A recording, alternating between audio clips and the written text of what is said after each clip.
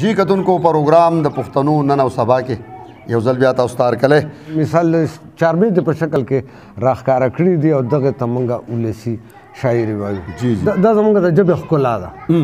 دا یو ګلدسته ده چې پښتو ژبه یې جوړه کړې ده چې زموږ ژبه چې دا د اوازونو ترتیب او ترکیب دی.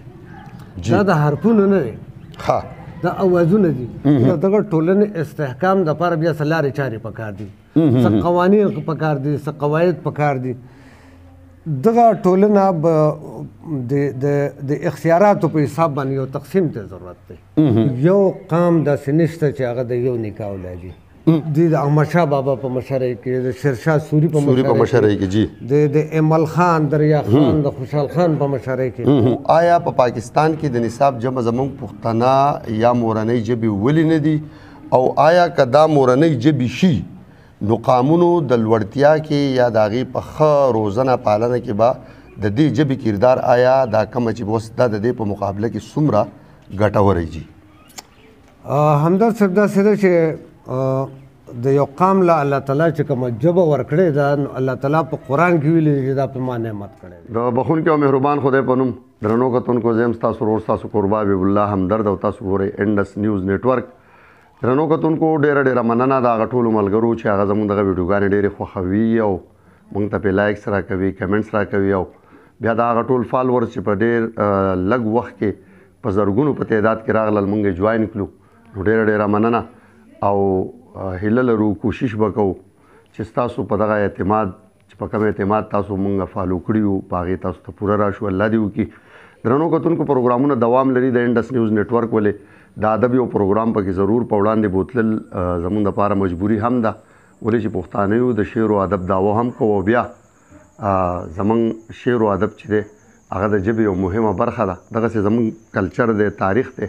په هر څه پروګرامونه کول غواړو خو د محدود وسایل دي، نو ځکه پروګرامونه ډېر نه کېږي. بهرحال کوشش کوو یو نوی پروګرام درته شروع کوو د پښتنو نن او سبا. دغه پروګرام زموږ د پښتو د شعر و ادب سره سره زموږ د کلچر، زموږ د تاریخ یو ډېر روښان پروګرام دی چې هغه تقریبا په 10 برخو چې دی مشتمل دی. او دغه پروګرام دپاره چې زموږ د دغه پروګرام ډېر دروند میلمه دی د پښتو یو ډېر کارپوه، ژبپوه او بیا چې دی یو ډېر سنجیده لیکوال زموږ ډاکټر بدرالحکیم حکیمزی زموږ سره په دغه پروګرام کې چې دی هغه په حیثیت د میلمه دی، او د هغې د پوهې نه، د هغې د دغه څېړنو نه، د هغې د دغه دروند علمي استعداد نه موږ او تاسو ګټه پورته کولی شو. دغه پروګرام نن په 6 بجې وړاندې قسط هغې نشریږي او هیله لرم چې تاسو به ډېر خوښ کړئ. خو یو خواست ضرور کوم چې زموږ دغه پروګرامونه په یوټیوب باندې هم تاسو کتی شئ. په انډس نیوز نیټورک دغه پروګرامونه زموږ هم دوام لري، نو هیله لرم چې په فیسبوک په دغه پروګرامونه را سره وګورئ هم، او د دې کبله چې د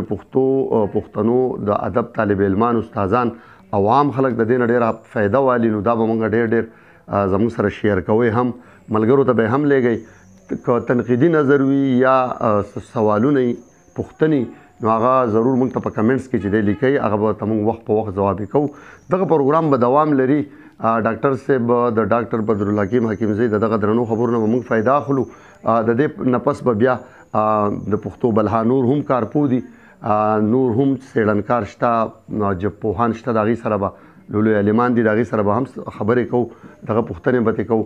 خو چونکې ډاکټر بدرالحکیم حکیمزی زموږ د دې سیمې او په خصوصي توګه د بر سوات د دورشخیلې ښایست دی، د دورشخیلې درناوی دی، د دورشخیلې پټکی دی، د پښتو ژبې یو ډېر لوی نوم دی او هغه خپله مبارزه لا روانه ساتي. نو د هغې تحقیق ډېر خوندور دی. دغه څېړنې وګورئ او زموږ سره خپل کمنټس چې دی ضرور شریک کوئ، او دا وعده به را سره کوئ چې که یوټیوب وي او که فیسبوک انډس نیوز نیټورک دغه پروګرام د پښتنو نن او سبا به خورو او ټولو پښتنو ته به رسو. هم د دې سره د لوی الله په امان.